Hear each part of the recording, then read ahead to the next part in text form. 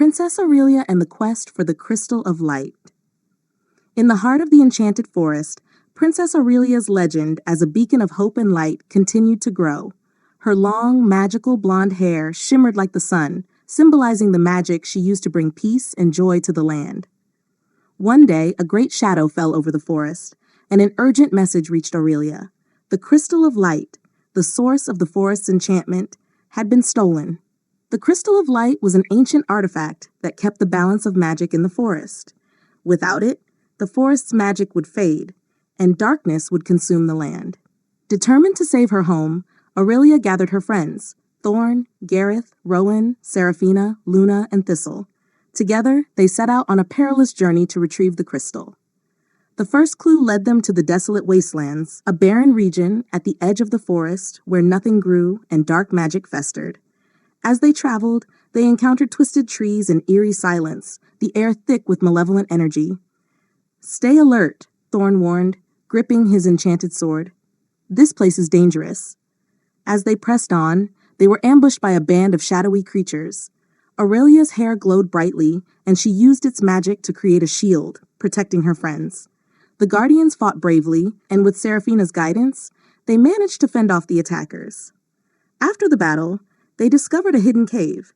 Inside, they found an old, weathered map that pointed to the Mountains of Echoes, a place said to be haunted by the spirits of ancient warriors. The map also contained a riddle: seek the heart that never beats. In the mountains where echoes meet, through the mist and shadows deep, find the light where spirits weep. Determined to follow the clue, they journeyed to the Mountains of Echoes. The climb was treacherous, with steep cliffs and thick fog obscuring their path. Strange whispers filled the air, and ghostly figures flickered in and out of sight. As they reached a narrow pass, they encountered an ancient spirit, a warrior who had once guarded the Crystal of Light. His spectral form glowed faintly in the mist. "Who seeks the crystal?" the spirit asked, his voice echoing through the mountains. "We do," Aurelia replied. "The Crystal of Light has been stolen, and we must retrieve it to save our home." The spirit studied them for a moment. "To find the crystal, you must face the trials of echoes. Only those pure of heart and strong of will can succeed." Without hesitation, Aurelia and her friends agreed to the trials. The first trial tested their courage as they had to cross a rickety bridge over a bottomless chasm. The second trial tested their wisdom, requiring them to solve complex riddles and puzzles. The final trial tested their unity, as they had to work together to navigate a labyrinth filled with illusions. With each trial, they grew closer and stronger. At the end of the labyrinth, they found a hidden chamber where the heart that never beats lay, a large, intricately carved stone that glowed with an inner light. Aurelia touched the stone, and a hidden passage opened, revealing a portal to another realm. Stepping through the portal, they found themselves in a realm of shadows, a twisted mirror of their own world. Here, the sky was a perpetual twilight, and the air crackled with dark energy. In the distance, they saw a dark castle, its spires piercing the sky like claws.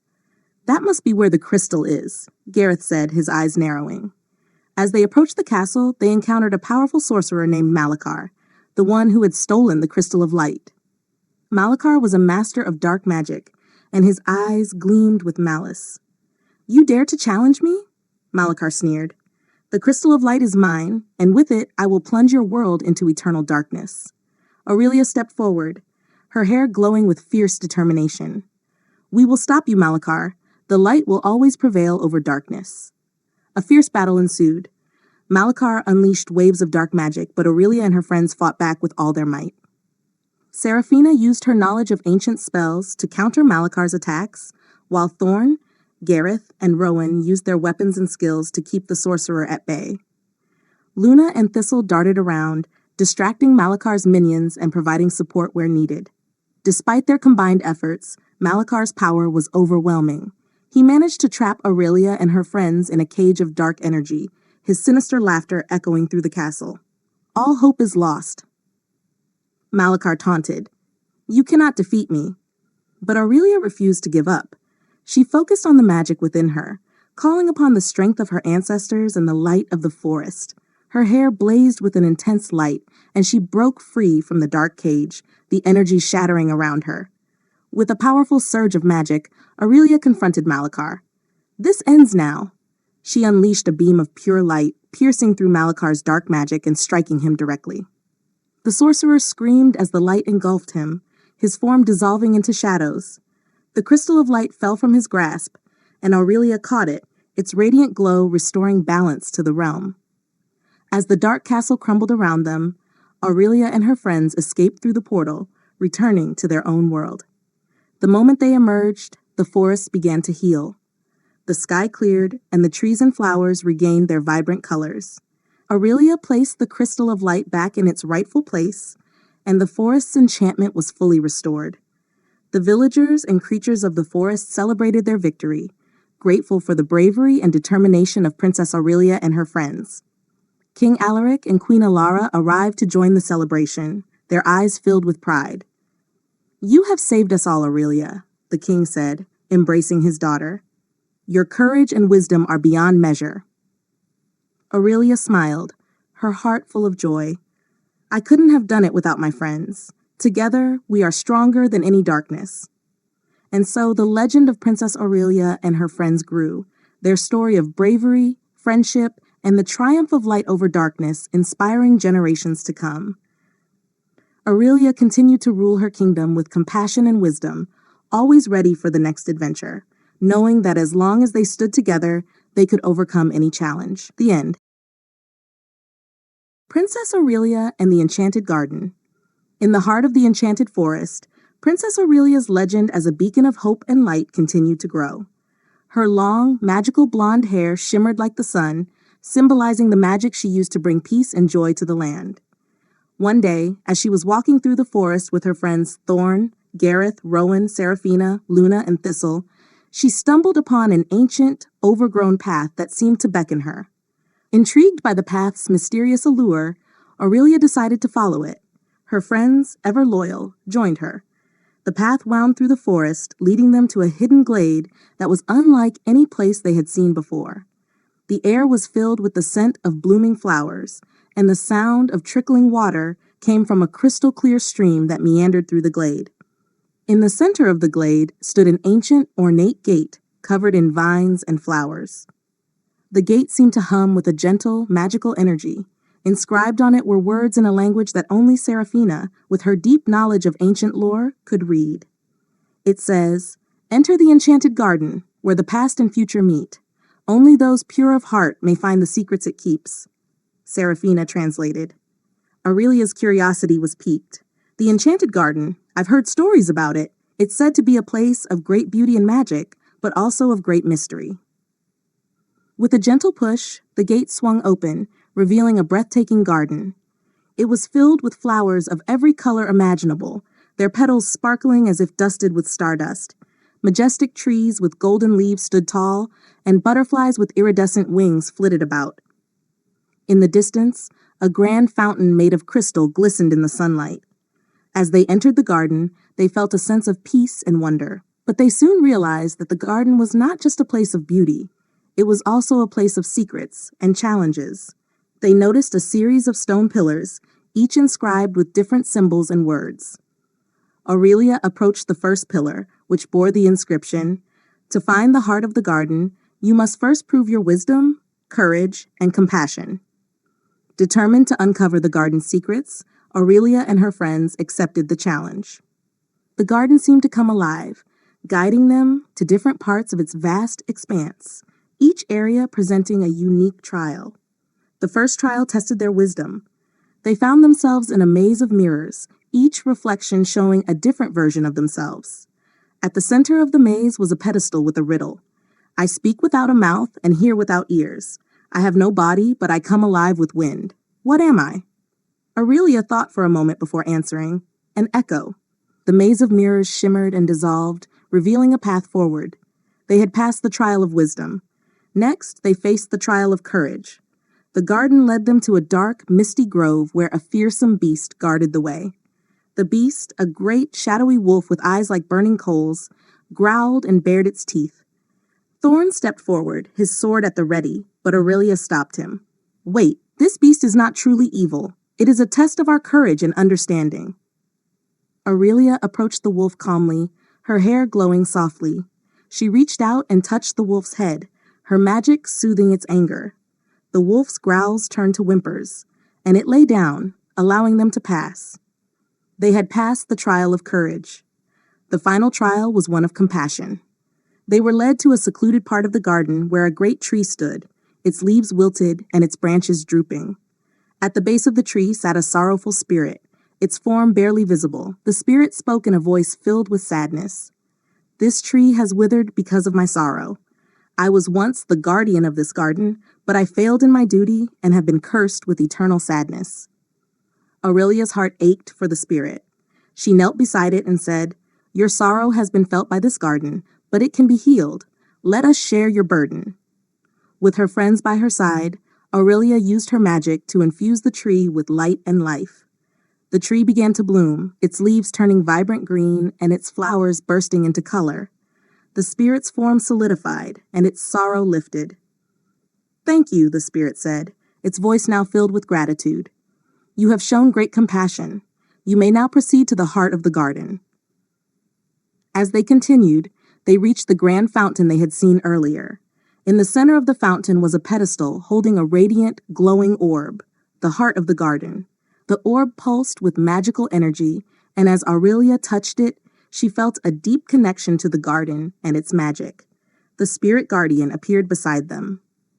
The heart of the garden is a source of immense power and wisdom. It was hidden to protect it from those who would misuse it. You have proven yourselves worthy. The garden's secrets are now yours to keep and protect. With the heart of the garden, Aurelia gained new insights and powers. She learned that the garden was connected to the balance of magic in the entire forest. By protecting it, she could ensure the prosperity and harmony of the land. Returning to the kingdom, Aurelia and her friends shared their discoveries with King Alaric and Queen Alara. They decided to create a new order of guardians, dedicated to protecting the enchanted garden and maintaining the balance of magic. Aurelia, with the heart of the garden now part of her, continued to rule with wisdom and compassion. She and her friends made frequent visits to the garden, ensuring its beauty and magic remained untouched by darkness. The legend of Princess Aurelia and the Enchanted Garden spread far and wide, inspiring generations to come. Her story became one of wisdom, courage, compassion, and the unbreakable bond between nature and magic. And so, Princess Aurelia's adventures continued, her heart ever open to the wonders of the world. Her spirit forever guided by the light of the heart of the garden. The end. Princess Aurelia and the Quest for the Phoenix Amulet. In the heart of the enchanted forest, Princess Aurelia's legend as a beacon of hope and light continued to grow. Her long, magical blonde hair shimmered like the sun, symbolizing the magic she used to bring peace and joy to the land. One day, a message arrived from a distant kingdom. The messenger, exhausted and desperate, handed Aurelia a scroll sealed with the royal crest of the kingdom of Elendor. Aurelia read the scroll aloud to her friends: Thorne, Gareth, Rowan, Seraphina, Luna, and Thistle. "Dear Princess Aurelia, our kingdom is in grave peril. A powerful sorcerer named Malakar has stolen the Phoenix Amulet, an artifact of immense power that keeps our land in balance. Without it, Elendor will fall into chaos. We beg for your help. Sincerely, King Cedric and Queen Isabella." Determined to aid the troubled kingdom, Aurelia gathered her friends and set off for Elendor. The journey was long and arduous, taking them through dense forests, across raging rivers, and over treacherous mountains. Along the way, they encountered numerous obstacles, but their resolve never wavered. As they approached Elendor, they noticed the once prosperous kingdom was now shrouded in darkness. The fields were barren, and the villages were deserted. When they reached the royal castle, they were greeted by King Cedric and Queen Isabella, who looked weary and distraught. "Princess Aurelia," King Cedric said, his voice filled with gratitude, "thank you for coming. Malakar has taken the Phoenix Amulet to the Dark Fortress, a place of great evil. We fear that if he unlocks its full power, our kingdom will be doomed." Aurelia nodded. "We will retrieve the amulet and restore balance to your kingdom, but we must move quickly." The king provided them with a detailed map of the Dark Fortress, and the group set off on their perilous mission. The fortress was located in the Shadowlands, a desolate and dangerous region inhabited by dark creatures and haunted by malevolent spirits. As they ventured deeper into the Shadowlands, they encountered a series of trials designed to test their strength, wit, and unity. The first trial was a treacherous swamp filled with poisonous plants and venomous creatures. Using her magic, Aurelia created a path of light that allowed them to cross safely. The second trial was a labyrinth of illusions, where the group was separated and faced with their deepest fears.